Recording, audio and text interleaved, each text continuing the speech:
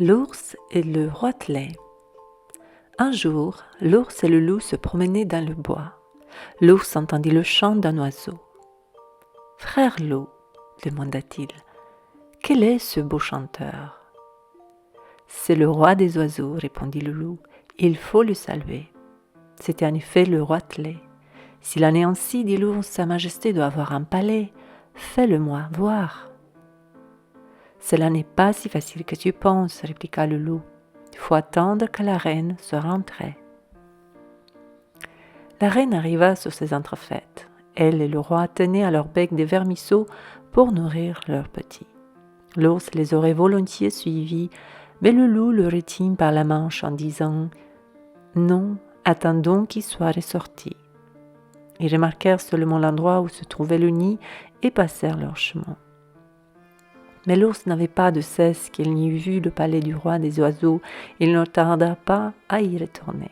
Le roi et la reine étaient absents. Il risqua un coup d'œil et vit 5 ou 6 petits couchés dans le nid. « Est-ce là le palais ?»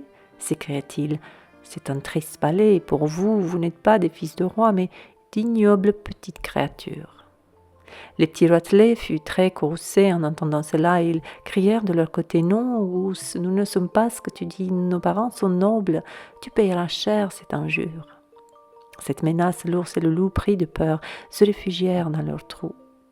Mais les petits roitelets continuaient à crier et à faire du bruit. Ils dirent à leurs parents qui leur apportaient à manger « L'ours est venu nous insulter, nous ne bougerons pas d'ici et nous ne mangerons pas une miette jusqu'à ce que vous ayez rétabli notre réputation. » « Soyez tranquilles, leur dit le roi, votre honneur sera réparé. » Et volant avec la reine jusqu'au trou de l'ours, il lui cria « Vieux grognard, pourquoi as-tu insulté mes enfants?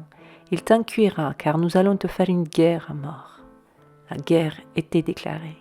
L'ours appela à son secours l'armée des quadrupèdes, le bœuf, la vache, l'âne, le cerf, le chevreuil et tous leurs pareils. De son côté, le roitelet convoqua tout ce qui vole dans les airs, non seulement les oiseaux grands et petits, mais encore les insectes ailés, tels que mouches, cousins, abeilles et frelons. Comme le jour de la bataille approchait, le roitelet envoya des espions pour savoir quel était le général de l'armée ennemie. Le cousin était le plus fin de tous, et il vola dans le bois à l'endroit où l'ennemi se rassemblait, et se cacha sous une feuille d'un arbre auprès duquel on délibérait. L'ours appela le renard et lui dit « Compère, tu es le plus rusé de tous les animaux, c'est toi qui seras notre général. »« Volontiers, dit le renard, mais de quel signal conviendrons-nous » Personne ne dit mot. « Eh bien, continua-t-il, j'ai une belle queue longue et touffue, comme un panache rouge. Tant que je la tiendrai levée en l'air, les choses iront bien et vous marcherez en avant. Mais si je la baisse par terre, ce sera le signal de sauve qui peut. » Le cousin, qui avait bien écouté, revint raconter tout de point en point au roitelet. Au lever de l'aurore, les quadrupèdes accoururent sur le champ de bataille en galopant si fort que la terre en tremblait. Le roitelet apparut dans les airs avec son armée qui bourdonnait, criait, volait de tous côtés de façon à donner le vertige, en s'attaquant avec fureur. Mais le roitelet dépêcha le frelon, avec ordre de se planter sous la queue du renard et de le piquer de toutes ses forces. Au premier coup d'aiguillon, le renard ne put s'empêcher de faire un bond, mais en tenant toujours sa queue en l'air. Au second, il fut contraint de la baisser un instant, mais au troisième, il n'y put plus tenir et il la serra entre ses jambes en poussant des cris perçants. Les quadrupèdes, voyant cela, crurent que tout était perdu et commencèrent à s'enfuir chacun dans son trou.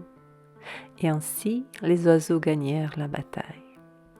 Le roi et la reine volèrent aussitôt à leur nid et s'écrièrent « Nous sommes vainqueurs, enfants, buvez et mangez joyeusement. » « Non, dirent les enfants, il faut d'abord que l'ours vienne nous faire des excuses et déclarer qu'il reconnaît notre noblesse. » Le roitelet vola donc au trou de l'ours et lui dit « Vieux grognard, tu vas venir faire des excuses devant le nid de mes enfants et leur déclarer que tu reconnais leur noblesse.